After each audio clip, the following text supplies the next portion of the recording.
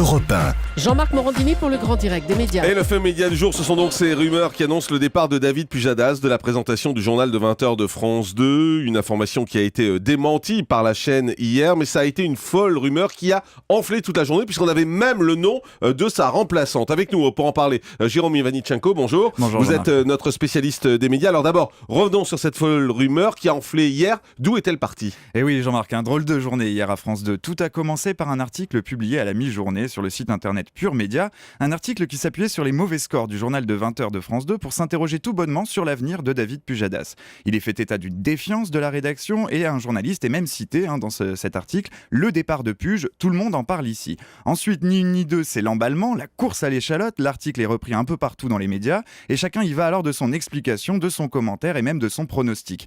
En début d'après-midi, téléloisirs.fr croit savoir que la chaîne réfléchit à la possibilité de mettre un duo homme-femme à la présentation du JT. On y apprend qu'Anne-Sophie Lapix pourrait faire partie de ce duo. Un peu plus tard dans la soirée, c'est au tour du site internet de TV Mag de proposer carrément un sondage avec cette question: faut-il remplacer David Pujadas aux 20h ? Alors je vous donne les résultats s'il vous intéresse, Jean-Marc. Ouais. 600 internautes ont répondu à la question, 51% ont répondu non, 49% ont répondu oui. En clair, les téléspectateurs ne semblent pas avoir un avis très tranché sur la question. Alors pourquoi cette remise en question de David Pujadas maintenant ? Eh bien, dans les faits, il est certain que le 20h de David Pujadas n'est pas au meilleur de sa forme. À titre d'exemple, hier soir, il a rassemblé 4 250 000 téléspectateurs, 17% de part d'audience, quand celui de Gilles Boulot sur TF1 séduisait 6 520 000 téléspectateurs. Au final, cela donne un écart de plus de 2 millions de téléspectateurs, et c'est beaucoup.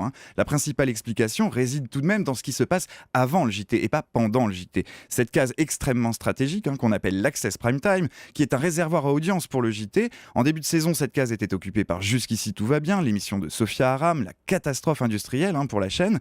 Depuis mi-janvier, c'est l'émission Pour tous de Laurent Ruquier qui peine là aussi et ne parvient pas à rassembler plus de 7% du public. En clair, David Pujadas doit y aller à la force du poignet quand Gilles Boulot, lui, bénéficie d'une véritable autoroute ouverte par le jeu Money Drop qui séduit de son côté près de 25% du public et 5 millions de téléspectateurs. Des audiences malmenées donc, mais aussi des rumeurs en interne. Certains rapportent que l'ambiance est un peu tendue entre la rédaction d'un côté et David Pujadas de l'autre. Pujadas qui est un proche de Thierry Tuilier, le patron de France 2, rappelons-le.